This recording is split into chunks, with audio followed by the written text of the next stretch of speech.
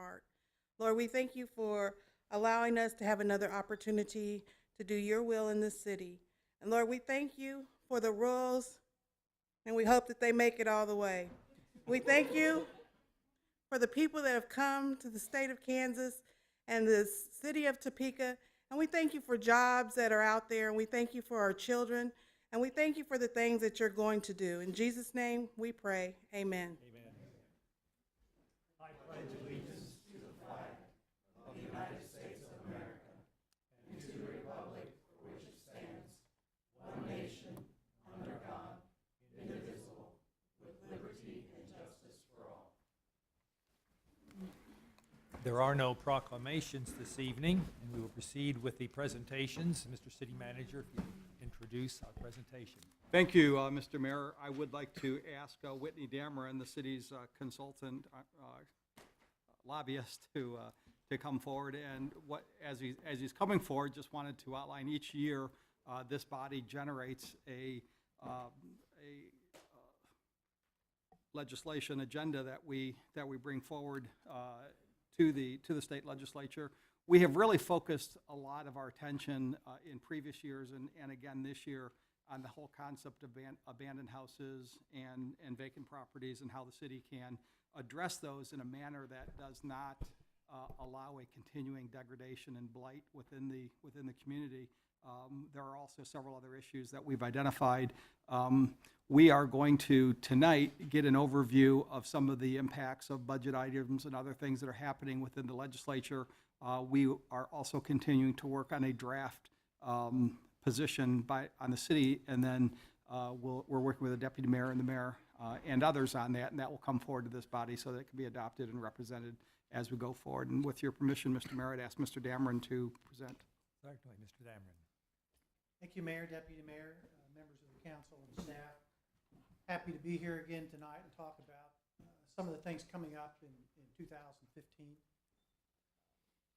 As the city manager mentioned, the issue of abandoned housing, neighborhood blight, those kinds of issues have been a part of the city's legislative agenda for several years now, and we've had some legislation which we have supported, which was proposed by Representative Stan Fraunfelter from Wyandotte County. That legislation had passed the House. It did not pass the Senate in 2014. It was the subject of interim committee request, and the Special Committee on Elections and Local Government scheduled a hearing on that issue, that topic, for last Friday. The chairman of that committee, Senator Mitch Holmes from St. John, had contacted me several weeks ago and wanted to know what the city of Topeka could do to help with that hearing process. Knew we had had some interest. We had talked through some of the ideas that we have had and brought to the legislature before. He was interested in those. I've met with the city manager and Mr. Gerber, and we talked about what could the city do. In visiting with Chairman Holmes, he's seen kind of the usual parade of the cities come through: Wichita, Kansas City, Kansas, Wyandotte County, city of Topeka, and some others, and talk about the problem. They've been short on solutions. It's a difficult issue to kind of get your arms around sometimes. But he said he would like to hear from the citizenry, law enforcement, public safety, police and fire, kind of a deal. And so through that discussion, working back with the city manager, we pretty much were given the charge and the opportunity to put together that program. Friday morning we had site tours of 2 properties. We had 3 properties scheduled because of time commitments. We went to 2. It was drizzling a little bit, so rather than prolong things, but had a great discussion with the committee members and staff who were able to participate at a couple of locations in Topeka. Excellent turnout from police, fire, city officials, city attorney's office, et cetera, and really gave people an overview. They could see firsthand these are the problems our neighborhoods have, both in what would be considered a moderate income neighborhood, probably a lower income neighborhood, and some of the challenges they faced, and talked about how that also impacts in other areas, such as where commercial property is close to schools. Had a site that was in East Topeka, which we did not have an opportunity to visit. In the afternoon, we had hearings again. The mayor spoke, city manager, city attorney, representatives from the police and fire, and also from a Neighborhood Improvement Association, Mark Galbraith, who I think most of you know as well.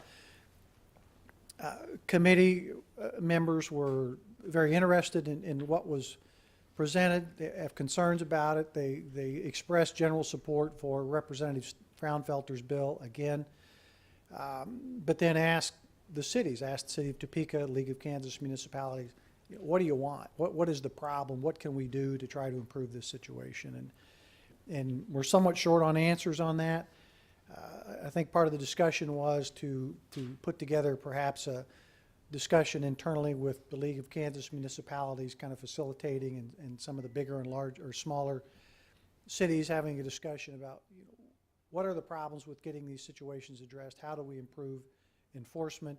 What are some ideas that we can pursue, whether it's enforcement on people with delinquent taxes, whether they essentially restart that time clock if they make a partial payment, not a full payment on their past due taxes and things like that, and try to bring some concrete proposals back to the legislature if legislation is actually needed, or what things perhaps other cities are doing in Kansas and beyond that might be a benefit that may or may not require legislation but may require an ordinance. So positive discussion, compliments from the chairman of the committee and other members of the committee and staff was very impressed with what the city of Topeka had put together. And I do wish to express my personal appreciation to the city manager and the staff that participated in all of that, because I think they really stepped up and had an opportunity to show how something like this could be done as far as putting that information forth, and hope to follow up on that during the legislative process. Had good presentations from police, fire, and et cetera, and they will be good resources going forward. When I had met with the city manager and Mr. Gerber a couple of weeks ago, we talked about this meeting, and that was prior, obviously, to the abandoned housing legislation issue, and we talked about providing some information to the council on the budget. Your budget is tight. Budget state of Kansas is tight. Probably not having a full discussion about that, quite frankly, because of the election. You have the administration that's in power that probably sees some dark clouds on the horizon, but is hopeful that the budget plan will produce new jobs and revenues going into next year. And if that doesn't happen, there's going to be tough decisions to be made. If the budget gets below, if state revenues look like the budget's going to get below $100 million, the budget director essentially certifies that question to the governor, and the governor is required to make across-the-board budget cuts. If that number goes below zero, is projected to go below zero, the governor has to make allotment cuts, which can be much more drastic. We haven't got to that point yet, but I think most people feel that regardless of who's governor in 2015, those kinds of decisions are going to have to be made, and the governor may have the option to put those off until the 2015 legislative session, but that really starts to compress the amount of time the budget cuts in the current fiscal year would have to be made. Obviously, state agencies, the sooner they know, the more they can absorb. They have a longer period of time to absorb what cuts that might be forced upon them. But if you're looking at the legislature making those decisions and you're trying to run a bill in January, can't get it done until early February and goes into effect mid-February or March, then obviously they only have 3 or 4 months left in the fiscal year to make those budget cuts, and they can be pretty dramatic. So that's a big issue hanging out there. Conversely, you have someone running for governor who sees these dark clouds on the horizon, probably not too excited about saying where those cuts would come from either until you really get inside, look at the budget, and see what those revenue shortfalls are. What we do know from information that's been presented and put out in the public realm is that based upon what we've seen since the consensus revenue estimates came down in May and what happened in the last couple of months of the fiscal year 2014, what has happened the first 3 months of fiscal year 2015, if things remain static, if we have no more revenue shortfalls in the next 9 months of the fiscal year, we'll end up with $29 million in the bank at the end of fiscal year 2015. This last month we were down, some 23 million if I remember off the top of my head. not sure that things are going to continue to rise. So we start dropping below that projected ending balance number, that's when you're going to have a serious discussion about allotments or across-the-board budget cuts. So those are the kinds of things on the horizon. State agencies at this point in time have been required to submit budgets into the governor for the budget office to prepare those for fiscal year 2016 when the legislature comes back. Those are not public information, but some of the things that we know were to be considered is the legislature went on a 2-year budget cycle a couple of years ago, and in order to balance the budget at that time, one of the things they did was they took $150 million out of KDOT a year and funded school transportation. And so that was a transportation expenditure. Well, that was only supposed to be for 2 years. The Secretary of Transportation has said, you know, we can't continue to take significant amounts of money out of the State Highway Fund and continue to meet the obligations that we have promised the people of the state of Kansas under the T-Works Transportation Plan of 2010. It's my understanding that KDOT's budget does not include those transfers, so they count on keeping that money at KDOT and continuing funding T-Works. What we don't know is what other state agencies have stepped up to absorb that $150 million revenue shortfall. I don't know that education has found $150 million to pay for those transportation costs. And I assure you, that not being the case, when the legislature comes back, it's a pretty easy calculation to look at it and say, well, we've been doing that for 2 years. It seems to make sense. And that is the kinds of debate that's going to happen, is continuing those kinds of transfers, which will have a material impact on the transportation program of 2010. Something else probably related to that we're going to see is that program also called for 0.4 cent sales tax beginning in July 1, 2013 to go to the State Highway Fund to pay for T-Works. There are starting to be a number of people in the legislature that think we should no longer earmark money into the state transportation or the State Highway Fund. It should go through the State General Fund. And I think the concerns people have with that, if you take that dedicated revenue stream that's supposed to be for roads, bridges, and highways, and you run it through State General Fund, it's going to be pretty easy to start using that for other projects, other state expenditures, or worse yet, probably the legislature getting into deciding which projects will and will not be built. And that is totally contrary to the comprehensive transportation programs that have been passed for the last 30 years, the 10-year programs, is that the state as a whole benefits, every county receives some benefit. Projects are not based upon necessarily population, but based upon need, local consults, and et cetera. So those are some big concerns when it comes to transportation. I think we all know that the state of Kansas, privatized the Medicaid system. You've got 3 vendors that provide that service to the state of Kansas. That program was projected to save the state of Kansas $1 billion over 5 years. The 3 providers have lost approximately $225 million over the last year and a half. Those programs will have to be revisited, or I would imagine there's going to be some pushback from the providers. They can't continue to lose money. You're either going to have to cut services, you're going to have to increase fees, which is going to impact that $1 billion cost savings projection, which will have an impact on the bottom line of the state budget as well. The revenue shortfalls, I mean, certainly we know that based upon the tax plan that was adopted in 2012 would have a material impact on state revenues. But when your state revenues continue to decline in excess of what you're even projecting, those just exacerbate the problems you're going to have to deal with on the budget. And I think that's what is of great concern to people.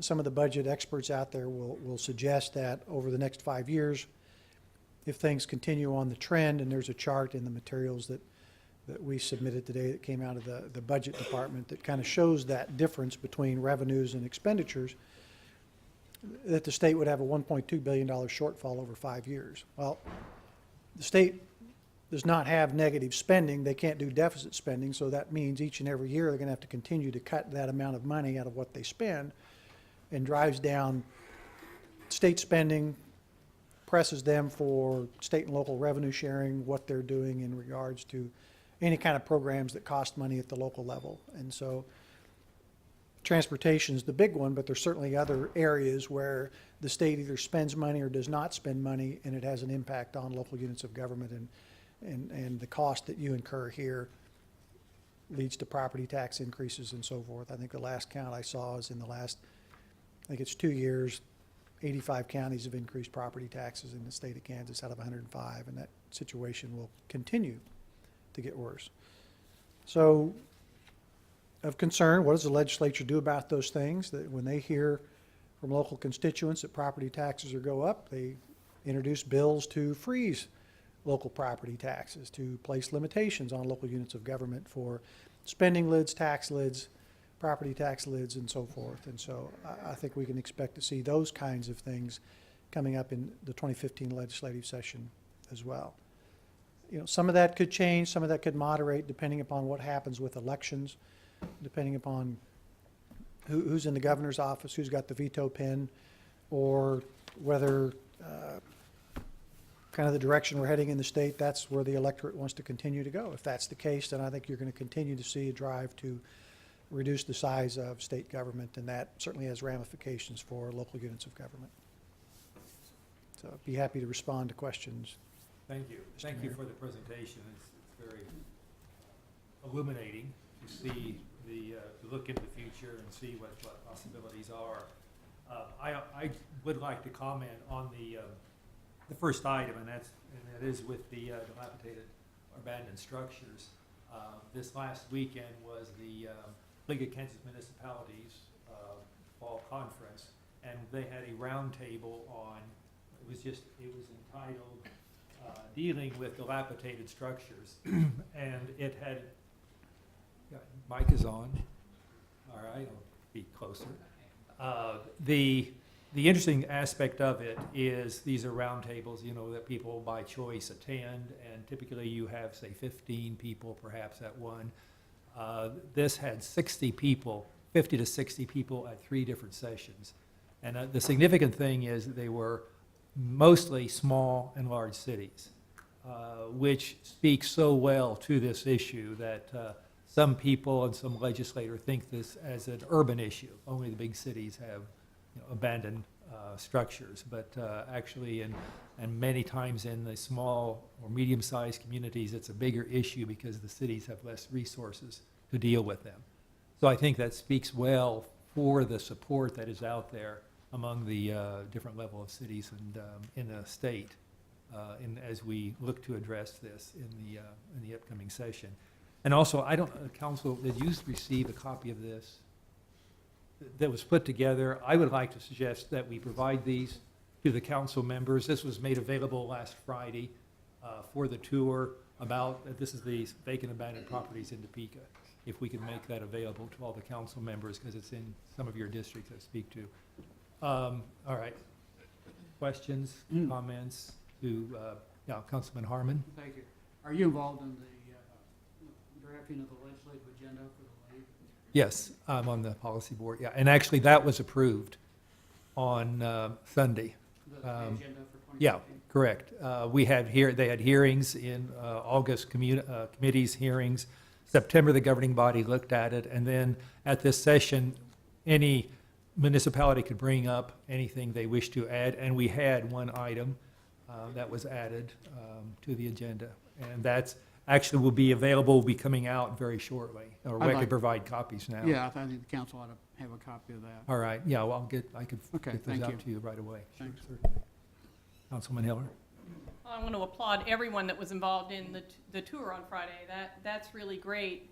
I wanted to refresh, did you say that the League of Municipalities was going to provide some study for what other cities do on the issue of abandoned properties? They did a couple of things. At the hearing, they had surveyed their members and asked them to provide information on and kind of what the issue is that they have in their own cities. And they had some challenges with putting the information together in a short period of time, so they want to supplement that and bring it back to the legislature. What was suggested from the committee level from several different members was that the league would be an appropriate entity to essentially pull some people together to have that discussion. Their executive director, Eric Sartorius, was there. certainly agreed to do that, thought it was important, and so indicated at that meeting we would follow up with him, and I know some of the usual suspects would have an interest in being involved, KCK, Wyandotte County, City of Topeka, but there was an emphasis coming from the chairman on the Senate side to find some smaller municipalities as well, and Eric and I have had discussion about that, about some possible smaller municipalities. And it's kind of tailoring the message to the people in the legislature of people that they have some affinity with, that want to listen to, and they pay a lot more attention to people with guns and badges than they do with just lobbying badges, I guess, so. And I think, and with that, it's good to have not just the 3 large cities supporting it, but having with that a broader base support going to the legislators. If I could Yes, go follow ahead, up with please. a question, would there be an advantage to, I mean, we all just need to figure this out. Would there be an advantage to asking legislative research to assist as well? I mean, we really need 2 things. We need whatever legislation would be needed and whether it's best at the state or the local level. And then we need the experience of transitioning, of how you get from having a system that's not working to how you get one that is, which is checking with those different cities or the turnaround cities that have been able to do that. Will the league be able to do all of that, or would there be an advantage for us or someone to ask legislative research to help as well? You know, I think legislative research could, I mean, they could play a role, but they generally run far and wide and would pull all kinds of information together, whether it's from Kansas or other states. Most of that, I think the people at the table would have some understanding of that. There's an individual, and wouldn't want to say his name on the air, he'd probably turn me down if he heard that. There's a person in legislative research in the revisor's office who's very good at these kinds of things that I think would be willing to sit down with that kind of group from the league and kind of bounce those issues back and forth. And really, I think as much the debate is, what inherent tools do cities already have that they're not using that they could use through a bigger hammer on the problem property owners? And as I've said before, I'm always a fan of not asking the legislature for permission if you don't need it. It's Amen. a bad habit to get into. Thank you. City manager? Okay. Let me defer to Ms. Schwartz. Yes, Thank you, Councilwoman Mr. Schwartz. Mayor. I'll be very quick. Whitney, it's great to see the city work with the league. And we have to remember that these legislators move into Topeka for at least 3 months out of the year. They're our residents. Do we know if other capital cities reach out to legislators during the time of session they have to drive by these abandoned, housing and that type of thing. So I just wondered if in your work, do you run across any capital city that actually helps to consider the legislators as residents of the city while they're in session? No, not in particular. I'm sure there's a variety of outreach programs that they do when they come to town, but I'm not aware of any in particular. Legislative services tracks everywhere they all live, right?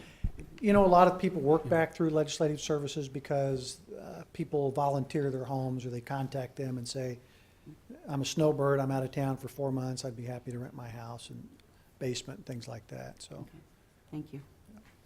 Yeah, thank you, City Mr. Mayor. A couple of comments I want to make. I was really proud of the city of Topeka and the way that they responded to the opportunity that was presented, certainly through the work of the Senate, the chairman of the committee, and also Mr. Dameron. But it was obvious that there was a lot of noise that had already occurred on this particular issue. And as we started the conversation, I think I heard the phrase personal property rights in violation thereof several times during the meeting. I think what I thought our staff did a phenomenal job is we really did personalize this, and not that we changed the argument, but we reframed the argument that this really isn't a violation of an individual's personal property rights.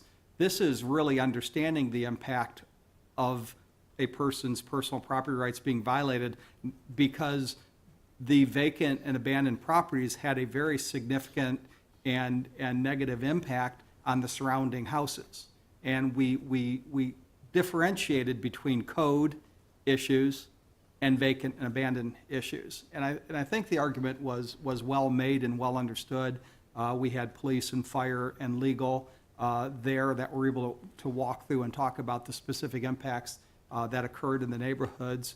And I think that there was a fairly good understanding that they're focusing the harmed party in the wrong direction if you're just worried about the owner of that vacant property. And we really talked about if it's a code issue, and if it's weeds, and if it's something that's happening to a property, and we know who owns it, and they have control of the property, and there's a likelihood that that house will be sold at some point, we don't need to worry about that. We can deal with that through the existing code as it exists and as it's being applied. But when it comes to a property that you have no idea who's in control of it, and they're taking no action to control it, and there's really no hope that it's going to sell at some point in the future, it's just going to sit there and continue to become more of a blight on that particular community, that's what we need to worry about. And those are the tools that we need to work on. And the city attorney made a lot of conversation a lot of comments during the presentation about how long it takes to reach that tax sale type of situation, which normally is the trigger that occurs. You could be looking at 5 years or so after somebody moves out of the house before you really can start making any progress. And by that point, whatever's going to be done to the neighborhood has already been done. So I was very proud of the team and the presentation that they made. And the second thing I'll talk about from a budget perspective, during the budget session, we talked a lot about the risk that is inherent to the cities based on the state's financial situation and the decisions that they may make in the future. And Doug and his team have really put together an analysis of, well, what sort of risk are we talking about? We're looking at a $5.5 million risk potentially. Right now, we're collecting about $5.5 million through special highway taxes from the state. And if that money was pulled back, we have to make some decisions ourselves. So we're looking at that we're not even calling it Plan B, we're calling it Plan X, hopefully. But we have to be aware of the impacts of the state's budget challenges, because this body and the staff have worked very hard to address the financial challenges that we have in the city, and they're not going away. We need to continue to manage it, so we need to be aware as to what's happening. So those are my observations through the day. Are there other questions or comments for Mr. Dameron? Yes, Councilman Schmidt. Mr. Dameron, you talked about there's a threshold at which the governor is required to make cuts, and you said that right now we're projected to end with a $29 million balance, I think was the number you used. What is the trigger that forces that to go into effect? If I think last month we were 21 million under in revenue collection. If we are 30 million under next month, is there any kind of automatic trigger once we get below zero? Well, it's not really automatic, but it's when the state budget director essentially certifies that to the governor. And so it's an exercise from the budget director, and they can take into account some other financial maneuverings that would be available to them. So you'll probably see some of that occur. The consensus revenue estimators meet in November. It's after the election. And they will then make a forecast going forward of what budget or what state revenues look like based upon all kinds of criteria that they evaluate. And that will set the tone for the legislature in 2015 preparing the fiscal year 2016 budget. And that will be the point in time I think you'll seriously see whether it's this governor or a governor-elect who has to start making some pretty serious decisions whether to start making some across-the-board budget cuts yet this calendar year or certainly into fiscal year 2015, which will be right after the first of the year. So that's something that we will probably find out in mid to late November Probably so. on the projections. I also would like to point out that, we have more than just a $5.1 or $5.9 million impact here, because unlike other cities in the state, we're home to thousands of state employees and all of the resources that are dispersed here. So those cuts hit us harder than they do anywhere else also. Thank you. Thank you. Are there other questions or comments?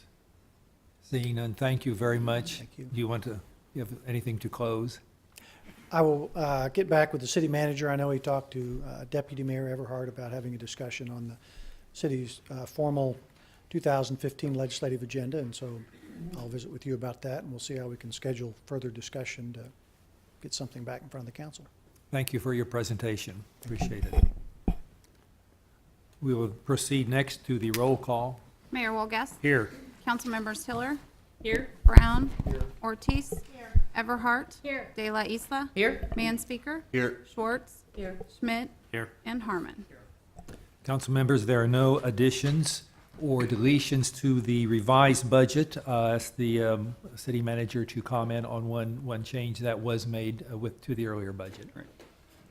Thank you, Your Honor. We have removed item 5E, the ordinance utility rates. Simply stated, it's not ready to go forward. We have, I'm sorry, I'm corrected. I said budget. I meant agenda. There are no additions or deletions to the agenda, tonight's agenda. However, there was a change made, and the city manager is now speaking to that. I'm sorry to interrupt, but we want to thank you. clarify. I was wondering what I'd said wrong there. I know, I was seeing the it's looks there. So I actually corrected that in my head and moved forward. But yeah, so we've removed item 5E. We were going to discuss and consider action on the utility rates based on some continuing conversation. We feel it's best to defer that. Well, we're going to pull off the agenda and put it back on as we continue these conversations. Thank you. And however, council, there is an executive session, so we will be prepared for that following the meeting, at the close of the meeting. And so we will proceed then to the consent agenda. A are minutes of the regular meeting of October 7, 2014, and there are no applications. Is the consent agenda, Councilwoman Del Isla and Councilman Schmidt. Any discussion? All those in favor vote yes, opposed vote no. We have 9 yes. 9 having voted yes, the consent agenda is approved. We proceed to the action items. And actually, council members, the first 4 are all zoning ordinances, so we are sitting as a quasi-judiciary body. There is no discussion and there is no comment from the floor. It is not a planned, there are no planned discussions, but only as we look at the recommendations from the Planning Commission. Item A, ordinance on zoning ordinance. A is an ordinance introduced by City Manager Jim Colson, amending the district map referred to and made a part of the zoning ordinances by Section 1850050 of the Topeka Municipal Code by providing for certain changes in zoning on property located at 3900, 3904, 3908, 4000, and 4004 Southwest 29th Street, 2809, 2813, 2817, and 2821 Southwest Gage Boulevard, and 4025, 4021, 4017, and 4013 Southwest 28th Terrace, all contained at the northwest intersection of Southwest 29th Street at Southwest Gage Boulevard from R1 Single Family Dwelling District to PUD Planned Unit Development District, C2 Commercial District. Mr. City Manager. Thank you, Your Honor. This project would, approval would allow a new 14,820 square foot Walgreens store to be developed on the corner as described. This new store would be relocated from a location on the southwest corner of the same intersection. In this particular case, 3/4 of the majority of the vote of the governing body, including the mayor, would be needed to pass this particular item. At this point, I'll ask Mr. Fyander, Planning Director, to step forward and provide information and answer any questions that you would have. Mr. Fyander. Thank you. Good evening, Your Honor, council members. As you heard, this is a relocation of the existing Walgreens at 29th and Gage to the northwest corner. This is the new Walgreens would have a slightly smaller footprint than they have now. It would still be open 24 hours. The one key consideration that they can't do on their existing site that they would do here is a drive-through for their pharmacy. So all told, the subject property involved is about a little bit over 3 acres. It has, as you can see, 13 individual properties that all have single-family homes on them. The proposal is consistent with the vision of the comprehensive plan, which calls for commercial nodes at our major intersections. 29th and Gage is a major intersection. This is where you want to concentrate your retail, which ends up being the most intensive traffic generator that we have in the city. We have 35,000 some cars that pass through this intersection on a daily basis. And in large part, that's why the land use along 29th and Gage, namely the single-family homes, are not working. Would not be sustainable. The deterioration and some of the blight, even some crime that has crept in there, not just affects those properties that front the streets, but impact the neighborhood it backs up to.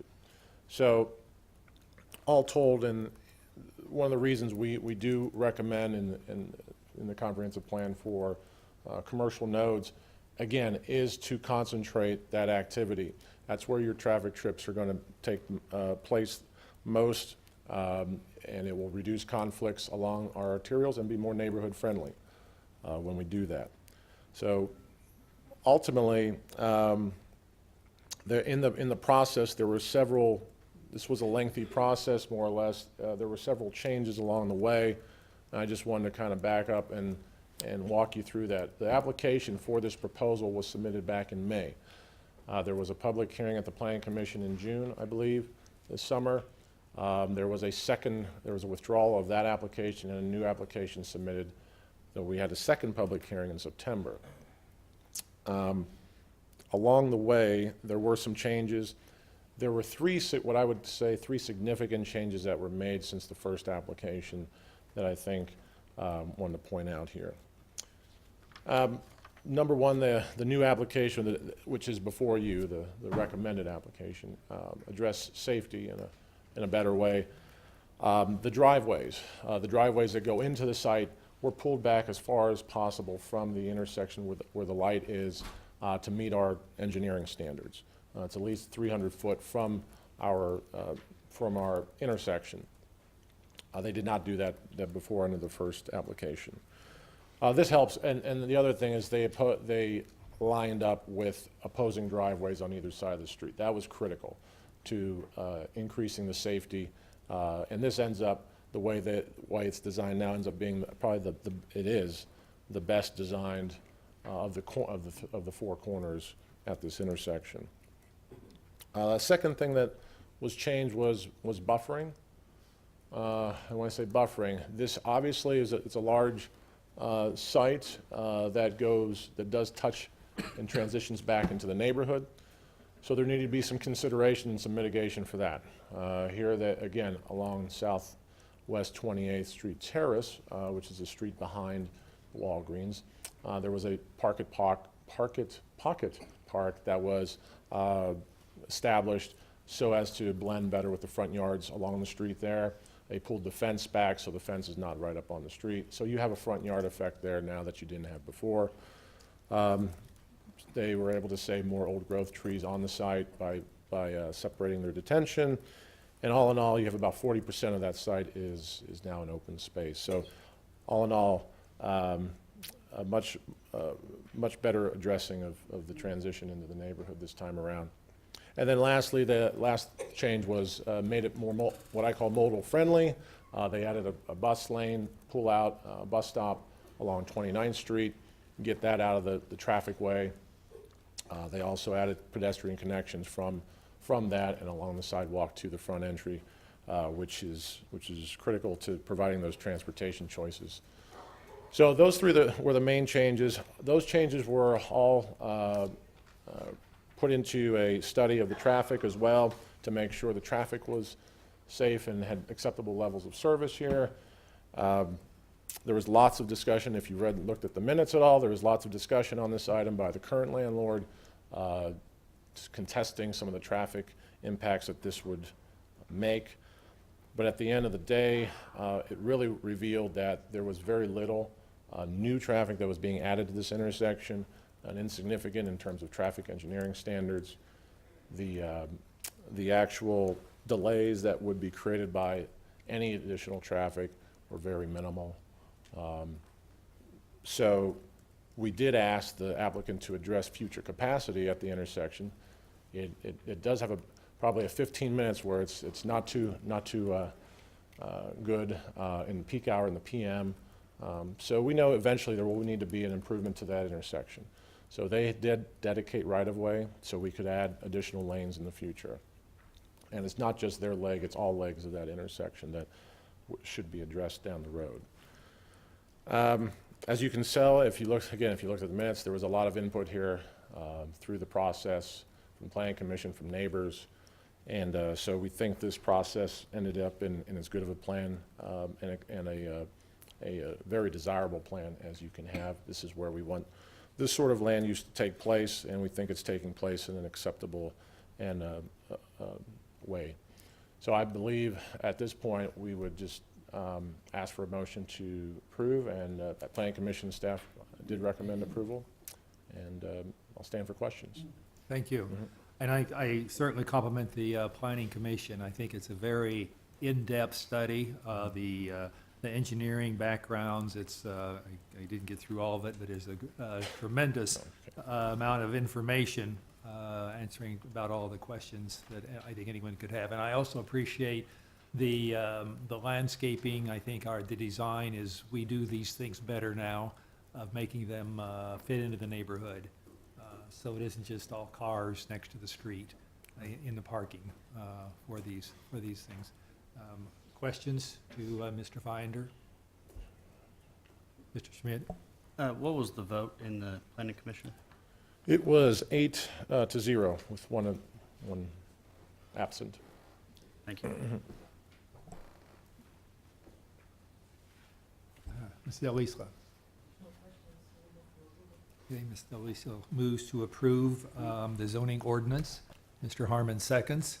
And again, just for the public, as was said, a protest petition has been filed, so all governing bodies must be present, as they are, and this requires a 3/4 majority vote of the governing body. All those in favor vote yes, opposed vote no. I'm sorry, I have a question. Mr. Harmon. I don't have a question, Your Honor. Thank you very much for delaying the vote. I did want to state, to be put in the minutes, that before casting my vote, I've read the ordinance. I've read the City of Topeka Planning Department Summary Report, which was prepared subsequent to September 22nd, 2014. I've read the zoning report that was presented to the Planning Commission on September 22nd, 2014, as well as the minutes of the Planning Commission on Monday, September 22nd, 2014. I reviewed all the evidence. I reviewed this in the context of the so-called golden factors and the Taco Bell factors, and I think this is an appropriate rezoning application as established by the guidelines set forth by the Kansas appellate courts. Thank you. Very good, thank you. Are there other comments? If not, all those in favor vote yes, opposed vote no. I vote yes. We have 10 yes. Then, having voted yes, the zoning ordinance is approved. We will then proceed to item B, a zoning ordinance in the Oakland Neighborhood Plan.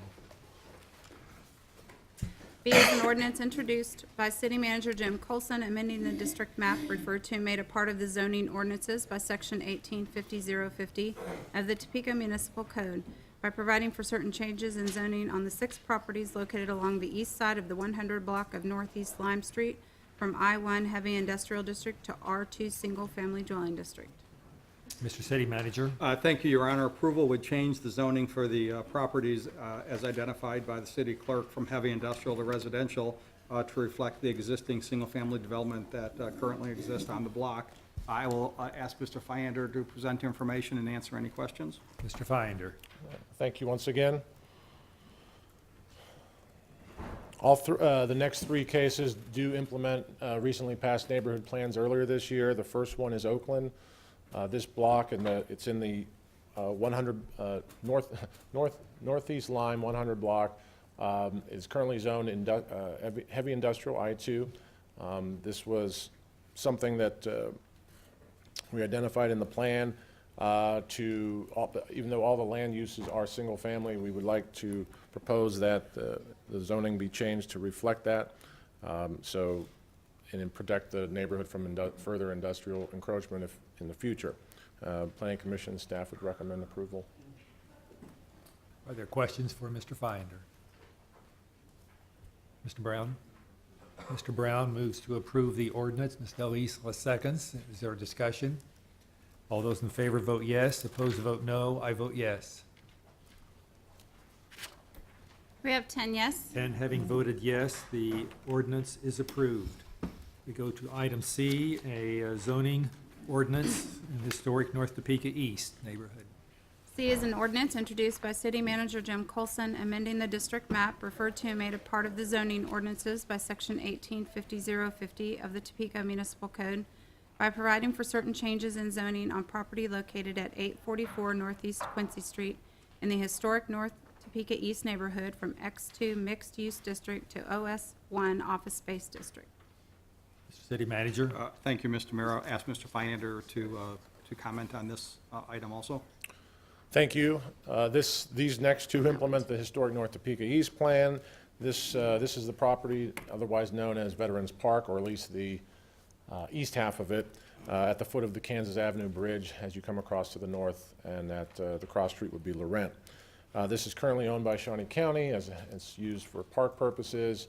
At the time of the plan, back in 2000, it was unsure whether this would be part of the park system and whether that, so there was no rezoning done at the time. As plans have progressed and the most recent adoption of the plan does recognize its current and future use as a park. So we recommend that the zoning of, which is really a mixed-use industrial zoning, be changed from that to open space. We recommend you. for approval. And I know there was a question on the west side of the Kansas Avenue, it's a parking lot.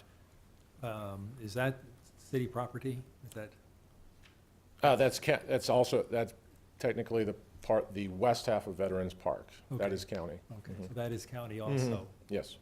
You see it there on the west, primarily a parking lot and some open space at each end, is that right? Correct. And I know they've been working on some plans to beautify that. Okay, thank you. Questions for Mr. Finder, Mr. Manspeaker? Thank you. What potential future use comes along with an open space designation? Open space is really designated for parks. You could potentially have a single-family home on it. There could be a cemetery, anything that, detention area, natural space, anything that preserves the open space, more or less. There's nothing to be built like anything intense on there. So single-family home is probably the most intensive use you could have on there. Okay. Is there an intended purpose of the rezoning? I mean, what is the, Just recap it for me real quick. Sure. It's really to protect that piece of property and designate that property as future open space or existing to be used for park space. Right now, it's currently in its zoning, could be used for industrial, for instance. So if I'm sorry, if I may, if someone wanted to use that property, then they would reach out to The county who currently owns it? Correct. Okay, thank you. Other questions? Okay, Councilwoman Ortiz moves to approve the ordinance. Mr. Brown seconds. Any discussion? All those in favor vote yes, opposed vote no. I vote yes. We have 10 yes. And having voted yes, the ordinance is approved. We go to item D, zoning ordinance, also in the historic North Topeka East neighborhood. D is an City ordinance manager. introduced by City Manager Jim Colson, amending the district map referred to and made a part of the zoning ordinances by Section 1850-050 of the Topeka Municipal Code by providing for certain changes in zoning on unaddressed property located on the east side of the 800 block of Northeast Monroe Street, approximately 100 feet from the intersection of Northeast Lariat and Northeast Monroe in the historic North Topeka East neighborhood from R4 Manufactured Home District to X2 Mixed Use District.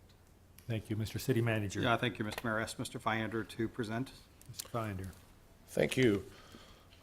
This is just a block east of the last zoning proposal on Northeast Monroe and the 800 block. It only involves one lot. It's a vacant lot.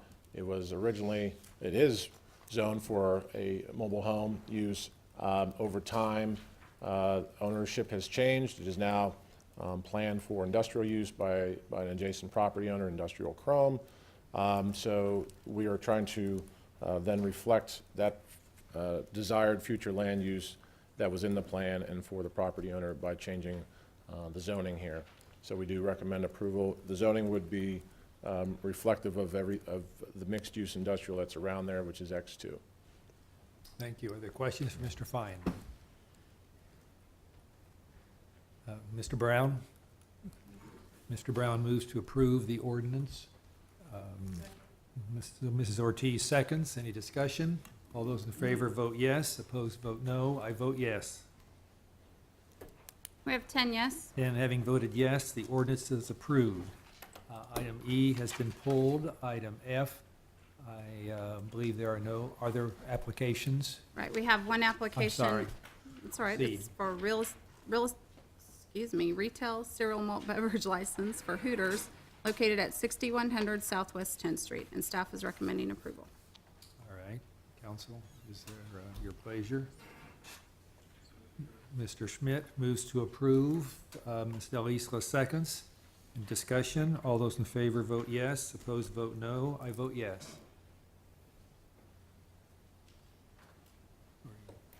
We have 10 yes. Then, having voted yes, the application is approved. That completes our action items for this evening. We will proceed with the announcements, and first is an overview of the next week's agenda. For the 21st agenda, on the consent agenda, we will have a noise resolution. For action items, we'll have an expenditure ordinance covering August 30 through September 26, 2014, a project budget and resolution for neighborhood infrastructure projects in the amount of $1.4 million. And we have a discussion item on the land use and growth management plan for 2040. Okay, thank you. And proceeding with the announcements, Mr. City Manager. Thank you, Mr. Mayor. I would like to congratulate you.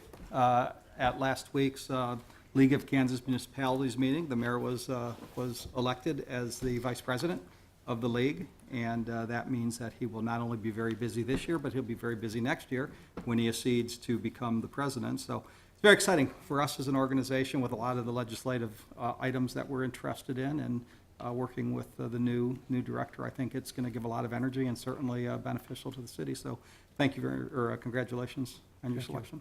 So that's all I have. Thank you. I appreciate the comment, and we look forward to the position, and also I think how it can be beneficial to Topeka. And we happen to be hosting the fall conference next year in 2015, so that also will give us an opportunity to do some showcasing for our city. Councilwoman Ortiz. Thank you, Mr. Mayor. I wanted to announce the Christmas in Action Topeka, and they are accepting applications. It's some volunteers. You have to be 60 years of age or older, and they come out and they help you do things like put ramps in, remodel bathrooms, and it's free. If you qualify, the number is 272-0749, and it's a very good program. It used to be Christmas in April, but actually, it's a very good program, and I know that there's a lot of need out there. I would also like to say that I attended the open house for the fire department, and I was very impressed by our new dog, Webster. I kept calling him Boomer. He's a little bit frisky, but I was very surprised at him, and very glad to see him, and glad to see that we have another dog, because that saves a lot of manpower, believe it or not. And I was also very impressed at the new burn building that we approved. If you did not get a chance to go through it, you should actually make an appointment and go through it to see all the great things that they will be able to train in. It might seem little to us, but it's very big when they are training off a balcony or on the third floor, and it just has so much that you really have to go down there and see it yourself. So I thought it was a great job, and let us not forget that October is breast cancer awareness, and also it's fire awareness. So make sure that if you don't have a smoke detector, that you call the fire department and get one. They're free. And also let us just remember just the little things that we can do to help not only the police officers, but our fire department. Thank you, Mr. Mayor. Deputy Mayor.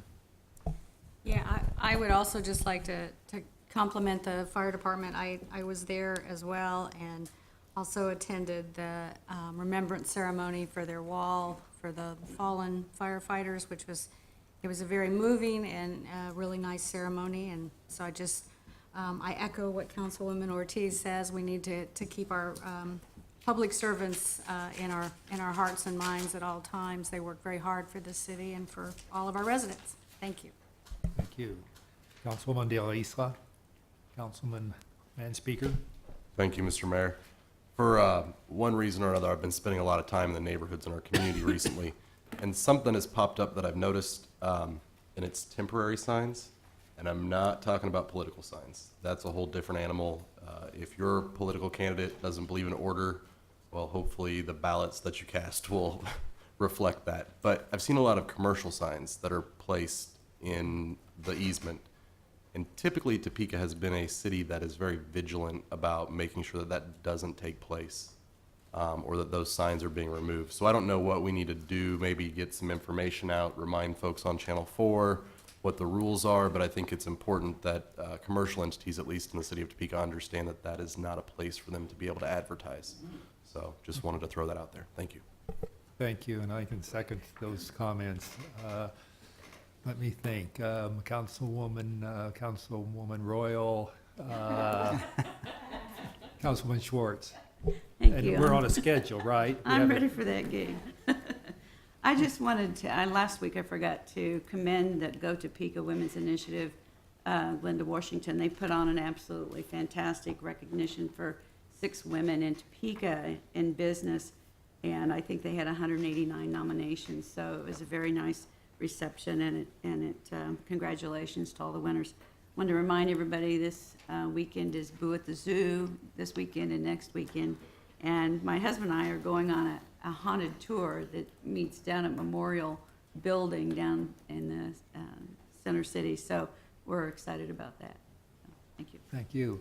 Councilman Schmidt, Councilman Harmon. Thank you. I want to extend my congratulations upon your leadership position within the league. So do we call you Mr. Mayor, Mr. Vice President? What do you prefer to be? One's enough. One's enough? Yeah, Okay, one's all right. Thank you. Councilwoman Heller.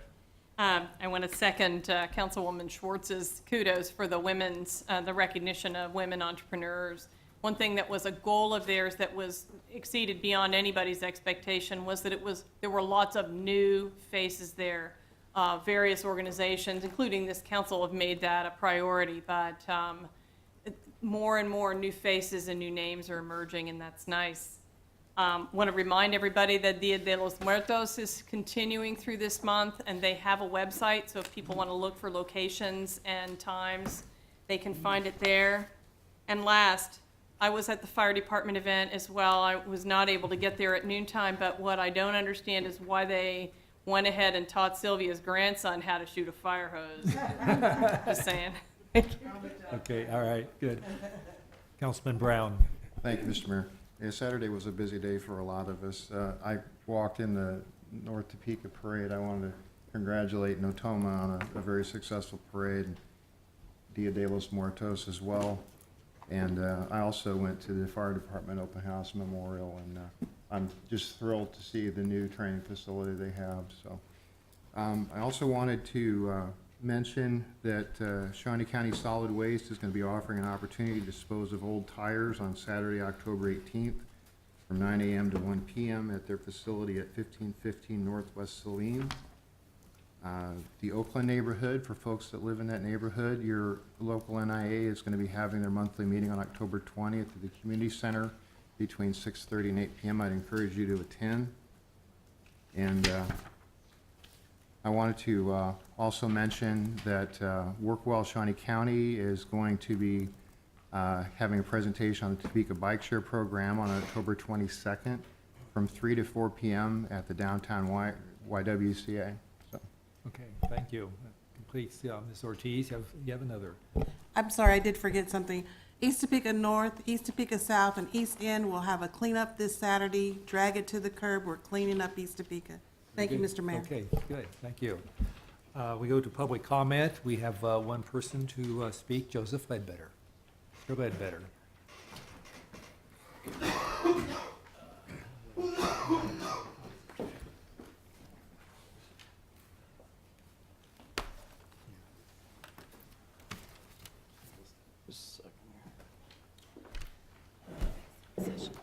Well, I brought gifts for the council, the elected members of the body. My name is Joseph Ledbetter. I'm an attorney here in Topeka. I have an active interest in the sales tax, in seeing the other side of the story told. And so what I'm going to present tonight, I'm going to briefly review before I hand them out, so you're not looking at them while I'm trying to talk.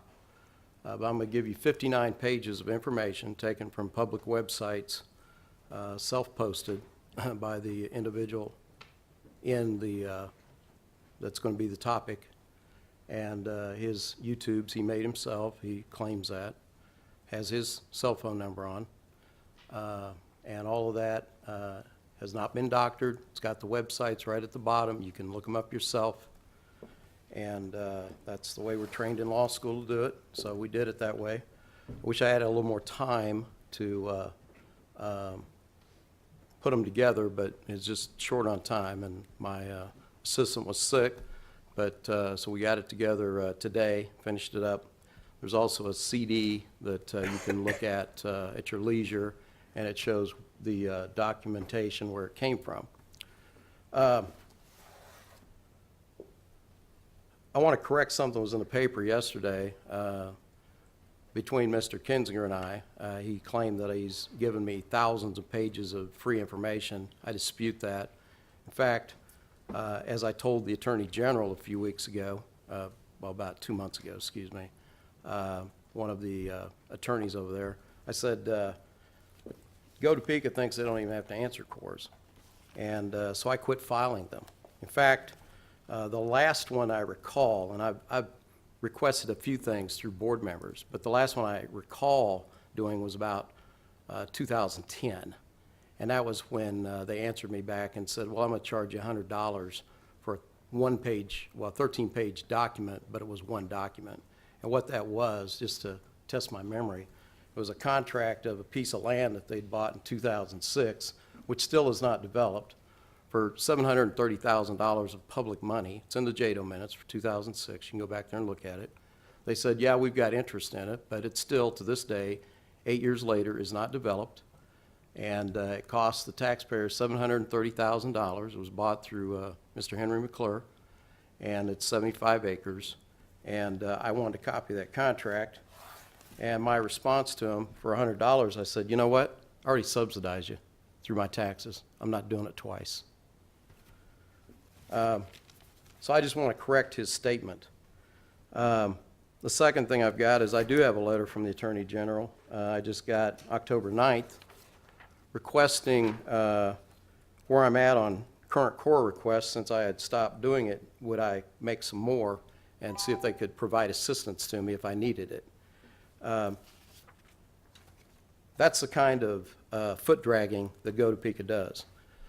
Now, because I could not get information from any of you JADO members, and one of you specifically, Ms. Everhart, told me to go to the Attorney General instead of ask you, and I did,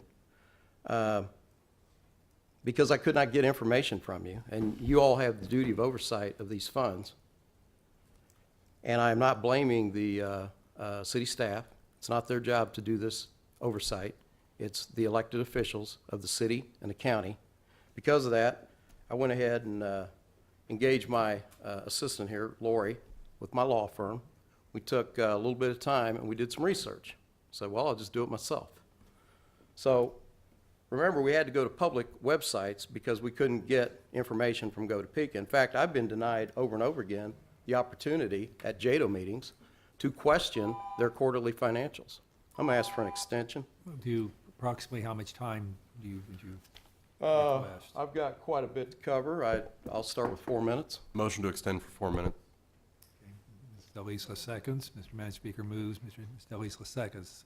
Any discussion? All those in favor vote yes. Opposed vote no.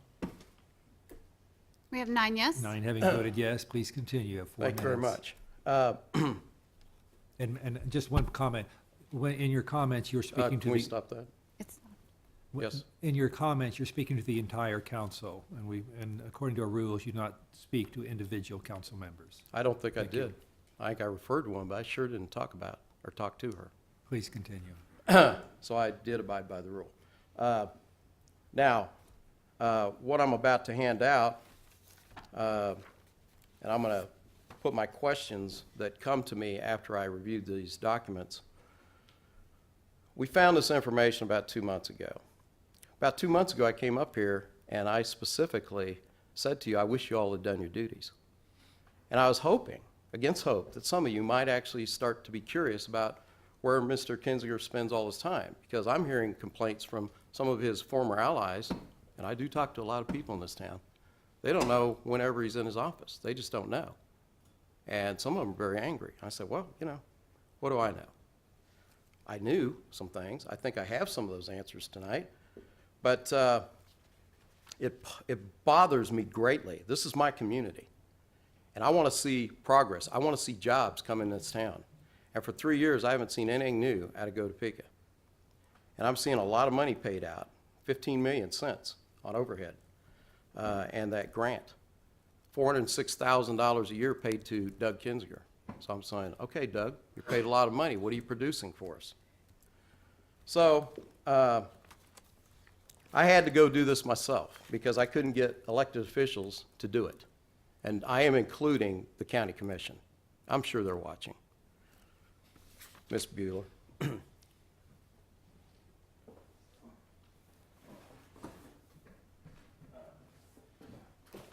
Chair, if I may I go around and pass these out? Certainly. Could you stop the clock? Because it'll take about a minute. Is that appropriate? Well, I If think it's not, I'll ask for more we time. just pass them. You just give it to each Well, hand, I- and we'll pass them to them. City clerk, I want her to have hers. I'd like the city attorney, the city manager to have one. I'd like each of the voting members of JADO to have one. And that includes everybody, including the mayor. I'll start from this side.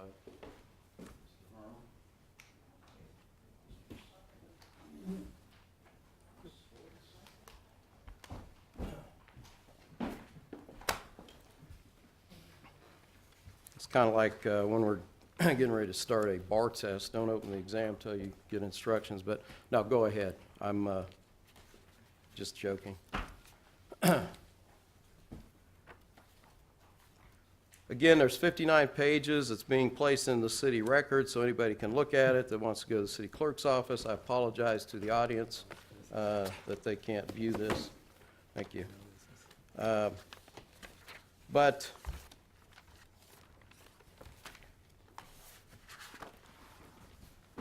if you want to go to Villa's of the Great Bay, St. Martin, which is a Dutch holding, and it's Netherlands Antilles, you can find some of this information for those of you at home. There's a YouTube video, the new villas on Great Bay, St. Martin. Contact Doug, 785-554-8785. And Doug's pictures show up prominently in the post. He responds back and forth to people renting his villas. It appears the first one was bought in 2009, which was Villa number 2. Villa 5 and Villa 9 he claims ownership of. We have some attempt at appraising them through public websites of about $350,000 apiece. I don't know where the money came from to buy them, and that's not my point. My point is how much time is spent running this business. This is not a passive investment. He shows deliberate and direct oversight, and I don't know how, and here's the questions I have. I'm going to go ahead and put these in the record like these passed around. First question I've got is how can anybody that claims to spend 80 hours a week on his 990s for Topeka and the Chamber of Commerce operate this business with his cell phone and all his claims and all the comments that he makes back and forth on how he makes these available for rent, provides a lot of service. Don't know that he checks your bags, but one for the record, the rest for the members. Some of my concerns are how much of, am I out of time already? Yes. Motion to extend for another 4 minutes. Okay, there, Mr. Manspeaker moves to extend for an additional 4 minutes. Is there a second? I'm sorry, Ms. Del Isla seconds. All those, any discussion? All those in favor vote yes, opposed vote no. We have 9 yes. Nine yes, you have an additional 4 minutes. Thank you. I'll try not to use all that up, because if I'm going to be responded to, I want to be at this podium and respond back, since I'm the one that, through my law office, found this information. I have met with at least one of you and told you, why don't you get outside counsel and ask what your duties are? And to my knowledge, that was never followed up. This is a lot of money.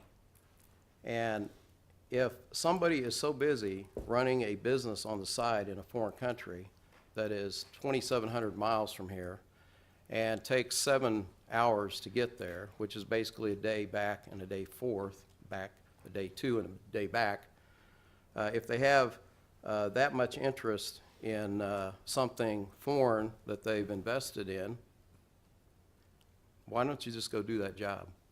And let somebody that wants to really work here and is passionate about this city and actually go out and get jobs for us, do that job.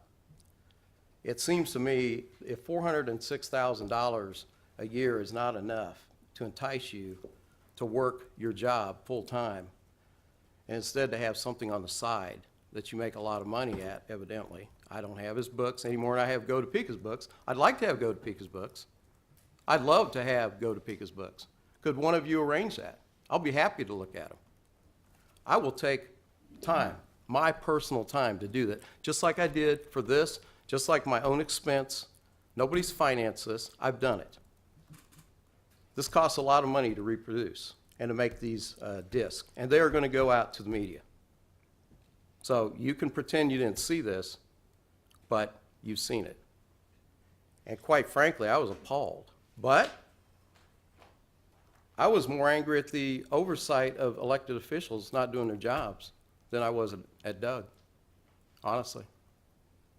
That's where the blame belongs, Miss Bueller. That is where the blame belongs. By the way, she's not a member of this body.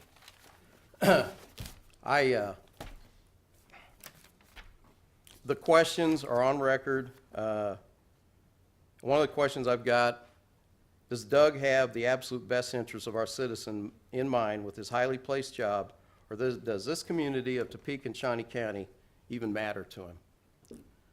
Have there been political people, including elected officials, visit these villas? Has Go Topeka money paid for any of the tickets going back and forth to this foreign territory under the Dutch, which is Dutch, it's Netherlands? And I have another question I want to put on the record, because I sent an email on this. Who controls the bank account holding our $10 million in carry forward funds of Go Topeka? Who is on the signature card? What bank has those funds? Can they be moved by just anybody on that card? It's a lot of money. I think what troubles me as much as anything is not just the exorbitant amount of time he must spend doing this. He has to. But it's in a foreign country. That raises other issues to me, which I'll just leave alone. But I think each and every one of you on JADO should be thinking about it and quit dismissing complaints about the lack of transparency of this money. Because I can't imagine this would have gone on if we had a lot of transparency and a lot of back and forth communication with Doug, and that Doug actually had to answer questions at the JADO meetings. And if not by the members of JADO, then how about somebody from the public? I've got the guts. I'll ask him questions. And I should have been allowed to ask questions at JADO meetings. Thank you for your time. Thank you for your comments. That concludes the public comment for this evening. Now we will have an executive session if the chief legal person would state the parameters for that. Did you have something? No, No, I'm sorry, okay. Oh, go ahead. Mr. Sublette? I would just request a motion to go into executive session for 20 minutes on potential litigation. I would ask the elected officials, city manager, Mr. Gerber, and myself to be present for that session. All right. Is there such a motion? Mrs. Ortiz has moved, Mr. Harmon seconds. Any discussion? All those in favor vote yes, opposed vote no. We have 9 yes. 9 having voted yes, we will go into executive session when the room is cleared. Thank you. And there will, well, I won't say there will not be any action, we'll just say we'll go into executive session. He said 20. 20.